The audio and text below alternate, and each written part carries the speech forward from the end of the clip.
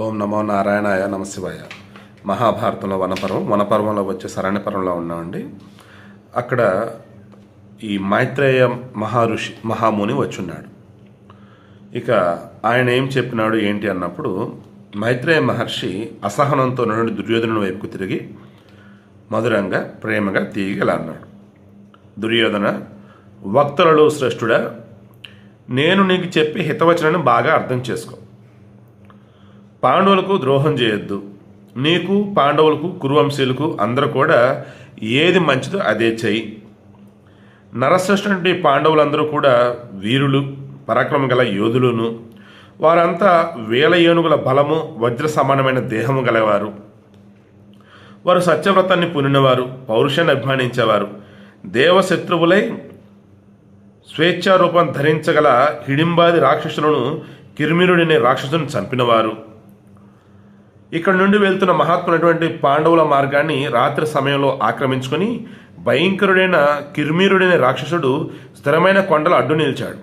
బలిష్ఠుడు శ్రేష్ఠుడై యుద్ధంలో ఆరితేరిన భీముడు తన బలంతో చిన్న మృగాన్ని పులి చంపినట్లుగా ఆ రాక్షసుని చంపాడు.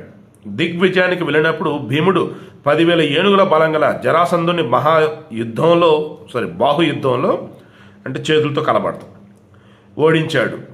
ఎలా చంపాడో ఏంటో నీకు తెలుసు.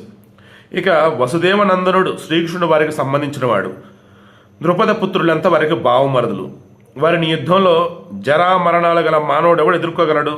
కావున పాండవులతో నీకు శాంతిపూర్వక స్నేహం ఉండిగాక విరోధం వద్దన్నాడు. రాజా, నా మాటలను ఆచరించు, క్రోధానికి వసడువై ప్రవర్తించుకో. మైత్రేయుడు ఈ విధంగా చెబుతుండగా దుర్యోధనుడు చిరునవ్వు నవ్వి కాలితో నెలను రాస్తూ ఏనుగు తొండం వంటి తన తొడను చేతితో తరిచాడు. అంటే చెప్పొచ్చావులే అంటూ ఎటకారంగా నవ్వుతూ తన తొడని చేతితో చరిచి, దుర్బుద్ధి అయినటువంటి దుర్యోధనుడు ఏమి మాట్లాడకుండా ముఖం కొంచెం పక్కకు తిప్పుకున్నాడు. తన మాటను వినడానికి ఇష్టపడక నేలను కాలితో రాస్తున్న దుర్యోధనుడు చూడగానే మైత్రేయునికి కోపం ఆవహించింది. మునిసత్తముడైన మైత్రేయుడు కోపావిష్టుడయ్యాడు. విధిచే ప్రేరేపబడి మైత్రేయుడు అతనిని శపించడానికి సంకల్పించాడు.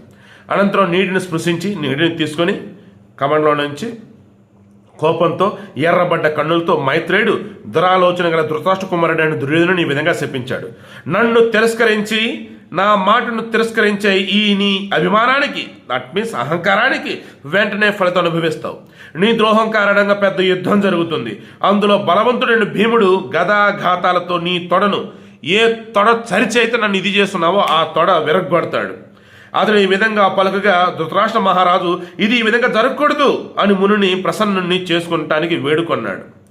రాజా, నీ పుత్రుడు పాండవులతో విరోధించక శాంతిని పొందినట్లయితే ఈ శాపం జరగదు, అట్లా కాని పక్షంలో జరుగుతుంది అని అన్నాడు.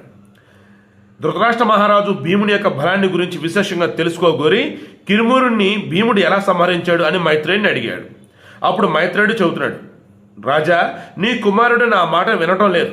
అందువల్ల మళ్ళీ ఇప్పుడు నేను నీకేమి చెప్పను. నీవు వెళ్ళిన తర్వాత ఈ విదురుడు నీకంతా చెబుతాడు. ఈ విధంగా చెప్పిన మైత్రేయుడు వచ్చిన విధంగానే బయలుదేరారు. కిర్మీర వద మాటతో ఉద్విగ్నుడి దుర్యోధనుడు బయటకు వెళ్ళిపోయాడు. మరి కిర్మీరుడనే రాక్షసుడిని భీముడు ఎలా చంపాడు ఏంటి రేపు డిస్కస్ చేద్దాం.